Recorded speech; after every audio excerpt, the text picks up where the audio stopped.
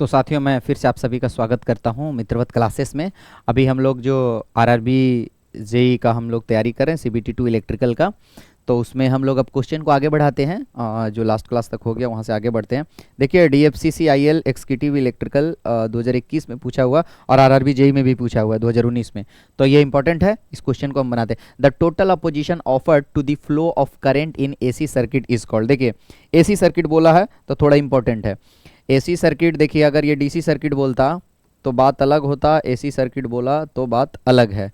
ठीक है, कि जैसे ही एसी का बात आता है तो कैपेसिटर इंडक्टर जो है, सॉरी ये ऐसा नहीं होगा, एसी होगा ये। एसी का जो है हम साइन दूसरे तरीके से देते हैं, नोटेशन। ठीक है, तो देखिए अगर एसी आ गया तो मार्केट में कैपेसिटर और इंडक्टर भी अपना रोल में आना चालू हो जाएगा, क्योंकि ये टोटली फ्रीक्वेंसी डिपेंडेंट होता है, सी और एल। इसका आपका कैपेसिटर के द्वारा जो आपका ऑफर होता है रेजिस्टेंस, वो क्या होता है, उसको हम लोग बोलते हैं 1/2 पाई एफ इंटू सी, मीन्स ओमेगा सी, 1/ओमेगा सी। अगर किन्हीं को जानना है इसके बारे में तो मैं डिटेल बता दूंगा। और ऐसे इसका रेजिस्टेंस का जो मतलब ये जो इंडक्टर है वो रेजिस्टेंस ऑफर करता है, वो होता ओमेगा इंटू एल, या 2 पाई एफ इंटू एल। ठीक है, तो 2 पाई एफ से एल में मल्टीप्लाई कर दीजिए ऊपर और नीचे कर दीजिए, तो ये जो आपका कैपेसिटेंस का जो है रेजिस्टेंस ऑफर्ड बाई कैपेसिटेंस ये होता है। ठीक है, 1 बाई ये और डब्ल्यू डब्ल्यू डब्ल्यू एल और 1/NC होता है। ठीक है, तो अब जैसे ही आपका बात आ गया है एसी का, तो ये तीनों मार्केट में आ जाएगा। और तीनों को देखिए, इसको रेजिस्टेंस और ये तीनों मिलके अगर आ जाता है आपका, तो टोटल जो है उसको हम लोग बोलते हैं इम्पीडेंस। इम्पीडेंस, ठीक है, और वो होता है R plus j omega L minus या फिर प्लस 1/जे ओमेगा सी। जे ऊपर जाएगा तो माइनस हो जाएगा। ये टोटल इंपीडेंस। तो एसी सर्किट जब आ जाए तो तीनों रेजिस्टेंस, इंडक्टेंस, रेजिस्टेंस और कैपेसिटेंस तीनों मिल के जो बनता है वो क्या बनता है, इंपीडेंस। तो क्या ऑफर करेगा एसी से। अगर डीसी सर्किट को होता तो सिर्फ हम क्या लिख देते, रेजिस्टेंस बोल देते। ठीक है, क्योंकि ओपन सर्किट बन जाएगा। तो हमारा इसमें क्या होगा आंसर, सी, इम्पीडेंस ऑफर करता है तीनों। z equal to R plus j X लिखने का मतलब क्या हुआ, सो देखिए, जे एक्स आर, इसमें बोला ना z impedance equal to R plus j X, लेकिन हम तो कुछ और लिखे। तो हम जो कुछ लिखे वो अलग नहीं है, दोनों एक ही हैं। क्यों है देख लीजिए। वहीं से अगर हम वहाँ से हम लिख दें आर प्लस जे को कॉमन ले लेते हैं, जे को, तो यहाँ से क्या बचेगा, ओमेगा एल। और ये जे ऊपर जाके माइनस जे होता है, ये पता होगा आप लोगों को, नहीं होगा तो बता देंगे आगे। तो 1/ओमेगा सी बचा, जे बाहर आ गया कॉमन। इसी को वो बोल देता है आपका टोटल एक्स। तो हम इसको ऐसे भी लिख सकते हैं, Z equal to R plus j into X, जहाँ पर मेरा एक्स क्या है, X is nothing but, X क्या है, एक्स है हमारा ओमेगा एल माइनस 1/ओमेगा सी। अगर ये सर्किट सीरीज में है तब ये सब है, पैरेलल वैरेलल में रहेगा तो सब अलग होगा। ये सिंपल हम आपको बता दिए हैं, पैरेलल रहेगा तो कुछ अलग होगा, बाकी अलग होगा हर केस में। तो ये चीज़ है कि एसी आएगा तो इम्पीडेंस ऑफर करेगा, मतलब अपना कैपेसिटर भी आगे आ जाएगा कि एसी हम भी आ गए फ्रीक्वेंसी डिपेंडेंट, इंडक्टर भी हम भी आ जाएंगे। ठीक है, रजिस्टर तो है ही सब में, तो तीनों का तीनों आ जाएगा, तो उसको हम लोग इम्पीडेंस बोलते हैं। ठीक, अब क्या है, नेक्स्ट क्वेश्चन क्या है, 2 bulbs of 500 watt and 200 watt rated at 250 volt will have the resistance ratio of. तो देख लीजिए, दोनों का पावर रेटिंग दिया हुआ है, दोनों का वोल्टेज दिया हुआ है, तो आप रेजिस्टेंस आराम से निकाल सकते हैं। मुझे लगता नहीं ये सब चीज़ों को कैलकुलेट करना चाहिए, क्योंकि अब आप लोग की तैयारी थोड़ा धीरे धीरे दुरुस्त होने चाहिए। इसके बाद भी किसी को डाउट है तो आप पूछ सकते हैं। हम आपको बताए थे कि पावर रेटिंग जो होता है, पावर रेटिंग ऐसे ही दिया रहता है किसी भी, पावर रेटिंग आपका जो है वी, और जो बल्ब का है पावर रेटिंग लगभग ऐसे ही देता है हमेशा, बताए थे आपको। कैसा है बल्ब का, B1 है 500 वाट और 250 वोल्ट, और दूसरा B2 क्या है आपका 200 वाट और 250 वोल्ट। ठीक है, तो पावर इक्वल्स टू वी और आर, आर का रेशियो चाहिए हमको, रेजिस्टेंस रेशियो चाहिए ना, तो power equal to V square upon R, तो P one equal to V one square upon R one. अब P two is V two square upon R one, voltage दोनों का सेम है, तो P one upon P two कर दीजिए, P one upon P two is equal to V one square by R one into R two by V two square.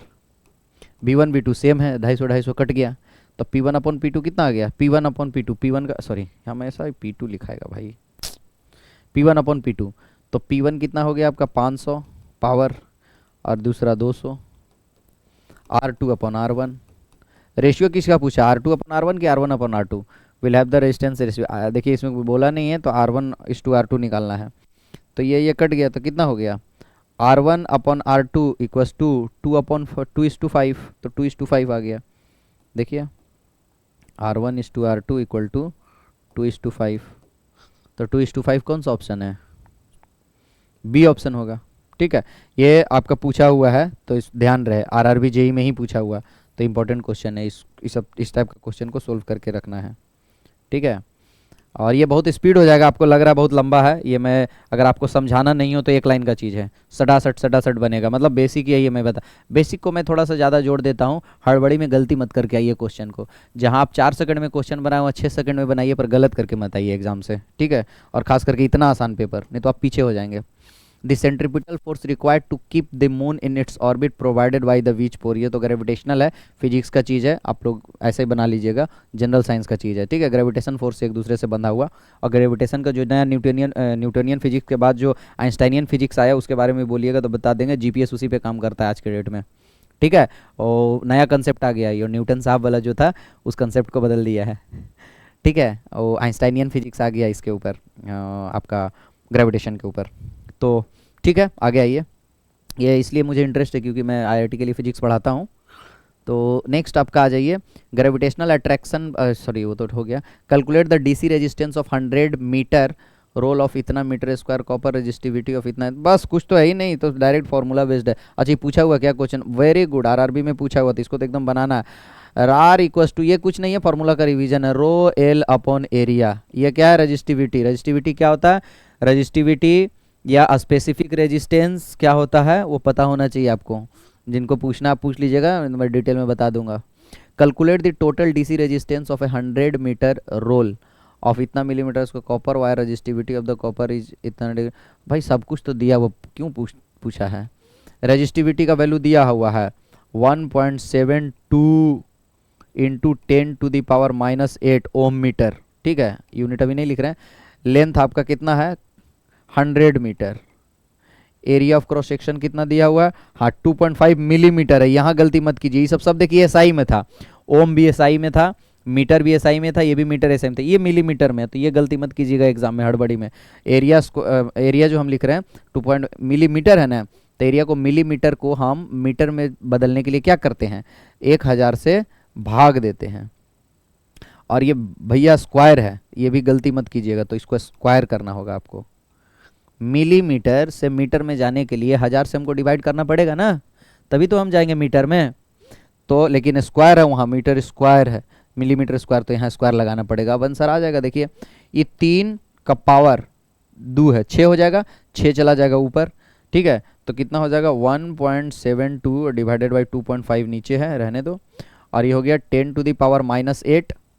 ठीक है, 10⁻⁻8, और ये कितना है 10⁻2 है, और 10⁻6 ये जाएगा, तो 10⁻8 वो भी हो जाएगा, तो ये दोनों तो कैंसिल हो गया। तो 1.72 को 2.5 से डिवाइड कर दीजिए, 1.72 को देखिए आंसर तो 1 से कम ही आएगा, लेकिन कौन आएगा, भागा देना पड़ेगा। ठीक है, दे लेते हैं, एक लाइन का है, इसे आप लोग भागा देने में एक्सपर्ट होंगे, मुझसे दिलवाइएगा तो मैं भी दे दूंगा। तो क्या होगा, ये जो है दशमलव को ऊपर कर दीजिए, तो कितना हो गया 17.2/25, यही ना 17.2/25।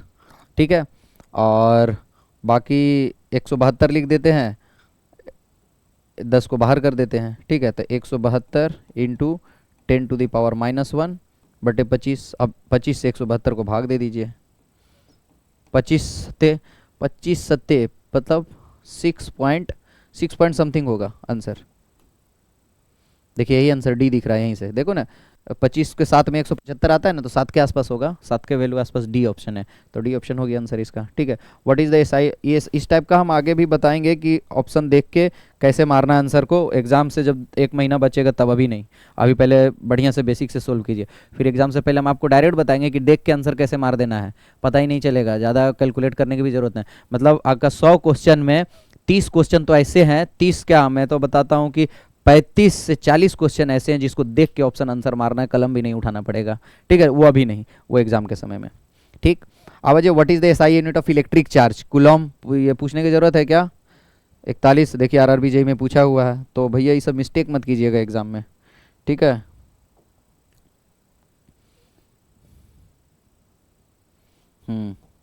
अब ये पूछा है next question, if the 10 microfarad, ये पूछा है कि if 3 10 microfarad capacitor are connected in series, तो आपको बताए थे कि कैपेसिटर का जो रजिस्टर का सीरीज में होता था वो कैपेसिटर के पैरेलल में, और जो कैपेसिटर जो रजिस्टर के पैरेलल में वो कैपेसिटर के सीरीज में होगा। तो क्या 3 10 microfarad capacitors are connected in series, then the value of equivalent, तो कैसे निकलेगा? 3 कैपेसिटर सीरीज में जुटा हुआ, बताए थे रजिस्टर का उल्टा, मतलब रजिस्टर में जो पैरेलल करते थे वो इसमें सीरीज कीजिए, तो 10 10 का है ना, 10 10 10, तो वहाँ क्या हो जाता था R/3, यहाँ क्या हो जाए वहाँ R/3 होता था पैरेलल में, वही इसका सीरीज में होगा, तो यहाँ 10/3 होगा, तो 3.33 माइक्रोफेराड जो होगा इसका आंसर होगा।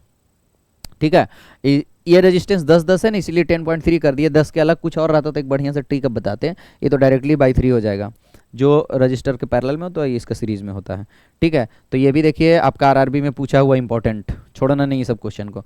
नेक्स्ट, इसके बाद भी अगर किसी को इसमें डाउट है तो आप पूछिएगा, मैं पर्सनली उनको कमेंट सेक्शन में पूछिएगा, मैं पर्सनली उनको बताऊंगा। Which of the following parallel resistors in any parallel circuit is removed from the circuit then the total, हाँ ये क्वेश्चन बढ़िया है, ये थोड़ा साइंस का लगता है क्वेश्चन देख के, ऐसा नहीं लगता है कि नॉन टेक्निकल पढ़ रहे हैं, इसको देख के लगा कि थोड़ा टेक्निकल पढ़ रहे हैं इस क्वेश्चन को देख के। आरआरबी जेई में पूछा हुआ, if one of the parallel resistor in any parallel circuit is removed then total resistance बढ़ेगा घटेगा क्या होगा? ठीक है, one of the parallel resistor in any parallel circuit is removed from the circuit then total resistance increase. अच्छा ठीक, तो देखिए पैरेलल रेजिस्टेंस, ध्यान से देखिए, ये बढ़िया क्वेश्चन है, ऐसे तो प्रूफ तो 2 ही से हो जाएगा, 2 ही से प्रूफ हो जाता है, 3 पैरेलल लगाने की जरूरत नहीं, छोड़िए ना, 2 ही से प्रूफ हो जाएगा। देखिए कैसे, हम आपको बताए थे अगर ध्यान हो तो, ई आर है और ई आर है, ठीक है, तो ये दोनों का क्या होगा, हम बताए थे 2 रजिस्टर जब भी पैरेलल में लगा रहे, R1/R2 रहे या R रहे, तो दोनों का भी आर मान लें, बोला कि पैरेलल रेजिस्टेंस, बोला नहीं अलग हो सेम हो, तो सेम मान के चलते हैं ना। तो 2 प्रोडक्ट जब भी साथ में हो तो हम बोले थे R इक्विवेलेंट उसका डायरेक्टली प्रोडक्ट बाई सम होगा, अगर किन्हीं को नहीं याद है तो याद कर लीजिए, product by sum direct answer देगा। R से R कटिए, 2 रजिस्टर वो सेम हो चाहे अलग हो डजेंट मैटर, R1 R2 भी होगा तो यही होगा, तो R/2 क्या होगा इसका इफेक्टिव रेजिस्टेंस जब 2 कनेक्टर, मतलब इस सर्किट को हम ऐसे रिप्लेस कर सकते हैं। ये देखिएगा ध्यान से, ये बढ़िया क्वेश्चन है, ध्यान से देखिए, हमने क्या किया कि ये 2 रेजिस्टेंस आर पैरेलल में लगा, उसको हम ऐसे रिप्लेस कर सकते हैं, ऐसे एक ही रेजिस्टेंस से हम रिप्लेस कर सकते हैं, जिसका वैल्यू क्या होगा R/2 हमने निकाला है। ठीक है, ऐसा तो R/2। अब इन्होंने बोला कि 2 पैरेलल में एगो को हटा दीजिए, एगो को उड़ा दीजिए, निकाल के फेंक दीजिए, तो निकाल के फेंक देंगे तो क्या बचेगा, एगो को निकाल के फेंकते हैं, आइए, तो उसमें से एगो को निकाल के फेंक दीजिएगा तो ऐसा बचेगा ना सर्किट, एक निकल के फेंक दिए, एक बचा, और यहाँ से वोल्टेज ऐसे लगा हुआ है। ठीक है, तो ये रेजिस्टेंस आर ही बचेगा, ये तो हट गया यहाँ से, ये तो है ही नहीं, तो आर बचा। तो पहले जब दोनों कनेक्टेड था तब वैल्यू R/2 था, और जब एक हटा दिए तो वैल्यू R है, तो कौन ज़्यादा है, तो एक हटा देने से रेजिस्टेंस बढ़ जाता है, इफेक्टिव रेजिस्टेंस। देखिए ना, जब दोनों कनेक्टेड था तो वैल्यू R/2 था, और एक हटा के फेंक दिए तो सिर्फ R बचा, तो R/2 बड़ा है कि R बड़ा है, R बड़ा है, तो जब भी एक निकाल के फेंक दीजिएगा पैरेलल से एक निकाल के फेंक दीजिएगा तो इफेक्टिव वैल्यू बढ़ जाएगा। देखिए कहाँ गया, देखिए इंक्रीज होगा इसका आंसर, कहाँ आ गया भैया, ये है इसका बी आंसर होना चाहिए, देखिए हाँ बी आंसर है। देखिए if one of the parallel resistors in any parallel circuit is removed circuit then total resistance increase हो जाएगा। हम दो से एग्जांपल देख लिए, ऐसे ऐसे 10 भी लगा के 2 हटा दीजिए चाहे 1 हटा दीजिए तो बढ़ ही जाएगा इफेक्टिव वैल्यू, आप चेक कर लीजिएगा वैल्यू लेके, पर यहाँ से आपने प्रूफ कर दिया। ठीक है, next, determine the value of current, determine the value of current that flows through a resistor of 9 ohm when a potential difference between the ends of the resistor 36 volt। ये आरआरबी इलाहाबाद जेई में पूछा हुआ बहुत आसान question है, voltage दिया, resistance दिया, current पूछ रहा है। ठीक है, इसको मैं नहीं निकालूंगा, आप लोग निकालिए इसको। ठीक है, ये सब इतना आसान क्वेश्चन हमसे मत निकलवाइए। ठीक है, आपने निकालिए खुद, वोल्टेज दिया, डिवाइड कर दीजिए, आंसर आ जाएगा। 4 एम्पियर आ भी गया, देखिए ना, 36/9। अब नेक्स्ट क्वेश्चन पे आते हैं। विच of the following statement is true about the Ohm's law. Very good, पढ़ने दो। Ohm's law, which of the following statement, Ohm's law is applicable to the diodes, गलत। Ohm's law is not applicable to the diodes, सही। Ohm's law is applicable to the voltage regulator, गलत। Ohm's law is applicable to transistor, गलत। क्यों, देखिए इसमें क्यों है, ये हम ऐसा क्यों गलत सही बोल दिए। Ohm's law जो है वो डायोड में, इसलिए देखिए Ohm's law क्या बोलता है, Ohm's law बोलता है कि करंट और वोल्टेज का सीधा ग्राफ होना चाहिए। अगर हम वोल्टेज बढ़ाते जाए तो प्रोपोर्शनली करंट बढ़ते जाए, means current density is directly proportional to the applied electric field होना चाहिए, ये बेसिकली है। ठीक है, इसमें अगर बोलिएगा तो डिटेल में डिराइव कर दूंगा, जिनको चाहिए वहीं से आता है V=IR, यहीं से। ठीक है, तो जैसे हम वोल्टेज धीरे धीरे बढ़ाते जाए, करंट धीरे धीरे बढ़ते जाए। ठीक है, डायोड में ऐसा नहीं होता, देखिए ना, डायोड में क्या होता है, डायोड में आपका होता है कि वोल्टेज बढ़ाते जाइए तो चलेगा ही नहीं डायोड पहले, जब तक इसका जंक्शन टूटेगा नहीं। जब जंक्शन टूटा मतलब आप वोल्टेज बढ़ाते जा रहे हैं, करंट आ ही नहीं रहा, वोल्टेज बढ़ा रहे, करंट आ ही नहीं रहा, अचानक एक पॉइंट आएगा जब इसका टूट जाएगा, करंट अचानक बढ़ जाएगा जबरदस्त, मतलब V=IR फॉलो नहीं करता। ये देखिए ना, जैसे थोड़ा भी वोल्टेज बढ़े थोड़ा करंट आना चाहिए, थोड़ा वोल्टेज बढ़ाइए थोड़ा करंट बढ़े, और वोल्टेज बढ़े और करंट बढ़े, ऐसा नहीं है। इसमें वोल्टेज बढ़ाते यहाँ तक तो कुछ सुनेगा ही नहीं, 0.7 वोल्ट तक तो कुछ सुनेगा ही नहीं, जो पीएन जंक्शन डायोड को जो तोड़ने का वोल्टेज होता है। ठीक है, जैसे बैरियर वोल्टेज जब तक टूटेगा उसके बाद ही कुछ आएगा, तो जैसे जैसे 0.7 वोल्ट बढ़ाएं तो कम से कम 0.2 एम्पियर तक का करंट तो आना चाहिए, कुछ भी नहीं आया तो ये फॉलो नहीं कर रहा।